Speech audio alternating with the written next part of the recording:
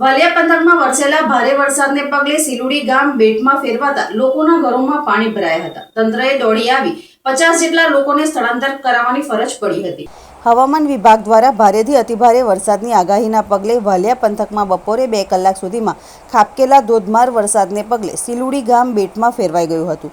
ગામમાંથી પસાર થતા કોતરના પાણી 10થી વધુ ઘરોમાં ઘૂસી જતા ગ્રામજનોમાં નાસભાગ મચી જવા પામી હતી। પૂર જેવી સ્થિતિમાં લોકોને પોતાની ઘરવખરી પણ બચાવવાનો સમય મળ્યો ન હતો। ભારે વરસાદ અને પૂર જેવી સ્થિતિને પગલે ઘરોમાં નુકસાન થવા પામ્યું હતું। જ્યારે એક મકાનમાં ભૂવો પડી ગયો હતો તો સ્કૂલ ફળિયામાં 2 મકાનોની દિવાલો પડતા 7 લોકોનો આબાદ બચાવ થયો હતો। પરિવારે દિવ્યાંગ વૃદ્ધને બચાવી લીધા હતા। આ પરિસ્થિતિ અંગેની જાણ થતાં ગામના તલાટી દોડી આવ્યા હતા અને મામલતદાર સહિતના અધિકારીઓને જાણ કરી 50 જેટલા લોકોને ગામની શાળામાં સ્થળાંતર કરવામાં આવ્યા હતા। પૂરની પરિસ્થિતિ વચ્ચે લોકોએ સહાયની માંગ કરી હતી।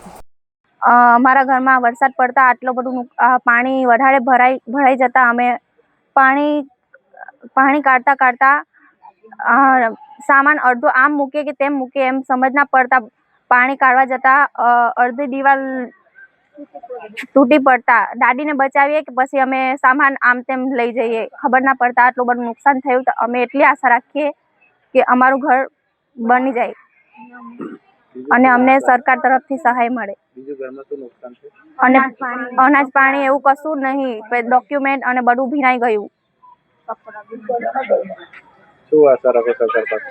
અમે સરકાર તરફથી એટલી આશા રાખીએ કે અમને અમારું બસ જીવનની જરૂરિયાત આમ નુકસાન થયું એ મળી જાય।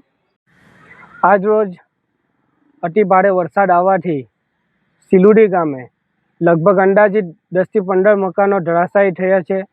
ગરીબ આદિવાસીઓ જે બિચારા મજૂરી કરી પોતાનું ગુજરાન ચલાવે એવા લોકોના ઘરો પડી ગયા અને ઘરવખરી સામાન તમામ બધો તણાઈ ગયો છે। તો તંત્રથી મારી અપીલ છે કે આ લોકોને પોતાના મકાન મળે અને ઘરવખરી સામાન પોતાનો અનાજ પાણી એમને મળે એવી આશા છે। એટલે અમે જાણ કરી છે તંત્રને અને પ્રમુખ સાહેબની પણ જાણ કરી છે તાલુકા પંચાયતના।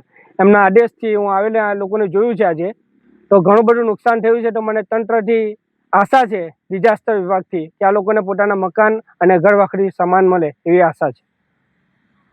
કોઈને વાગ્યું છે એવું ખરું? જાનહાનિ કોઈની નથી, કોઈને ઇન્જરી નથી થઈ, પણ ઘણા બધા ઘરોને નુકસાન થયું છે ને બધાનું લગભગ અનાજ પાણી બધાનું ધોવાઈ ગયું છે ને પોતાના ડોક્યુમેન્ટો હતા એ પણ ઘણા બધાના જ લગભગ તણાઈ ગયા છે।